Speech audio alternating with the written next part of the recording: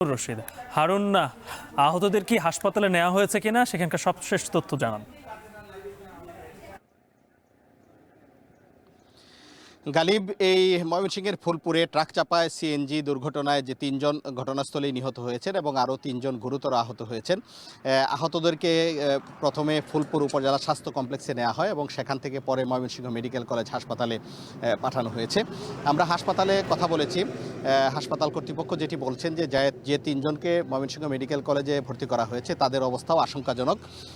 এখন তাদের চিকিৎসা সেবা চলছে এবং আমরা যতটুকু জানি যে যাদের সার্জারি প্রয়োজন তাদেরকে সার্জারি ওয়ার্ডে নেওয়া হয়েছে এবং যাদেরকে ওয়ার্ডে রাখা দরকার বা ওয়ান স্টপ সার্ভিস সেন্টারে যাদের চিকিৎসা দেওয়া দরকার সেখানে কিন্তু তাদেরকে চিকিৎসা দেওয়া চলছে। তো আমরা আছি এই মুহূর্তে ঘটনাস্থলে এবং আমরা ঘটনাস্থলে এসে দেখেছি যে দুর্ঘটনা কবলিত যে সিএনজি অটোরিকশাটি একেবারেই কিন্তু দুমড়ে মুচড়ে গেছে ট্রাকের নিচে পড়ে।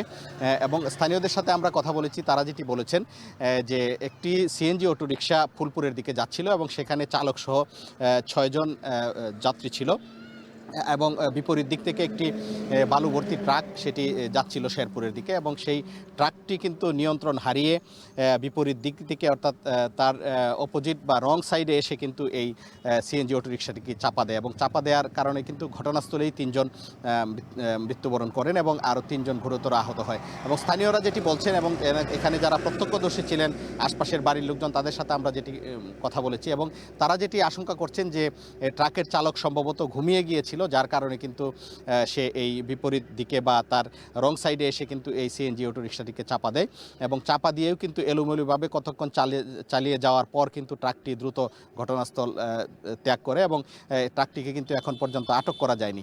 এবং যারা সিএনজিতে ছিলেন সিএনজির যাত্রীরা কিন্তু ২-৩ জন ভিতরেই ছিলেন, আটকা পড়েছিলেন এবং ৩ জন বাহিরে রাস্তার পাশে পড়ে গিয়েছিলেন, ছিটকে পড়েছিলেন এবং স্থানীয়রা এসে কিন্তু এখানে যে ৩ জন নিহতদেরকে উদ্ধার করেছেন এর মধ্যে একজন নারী রয়েছেন এবং সিএনজি অটোরিকশার যিনি চালক রয়েছেন সেও মারা গেছে এই দুর্ঘটনায় এবং আরেকজন যাত্রীর কথা আমরা শুনতে পেরেছি এবং যে ৩ জন হাসপাতালে ভর্তি রয়েছে তারা ৩ জন কিন্তু যাত্রী।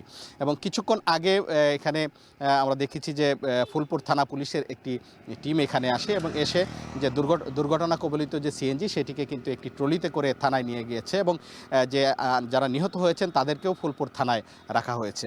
তো এই ছিল আমার কাছে ময়মনসিংহের ফুলপুর থেকে সর্বশেষ। ময়মনসিংহের সড়ক দুর্ঘটনার সবশেষ খবর জানাচ্ছিলেন সহকর্মী হারুন রশিদ।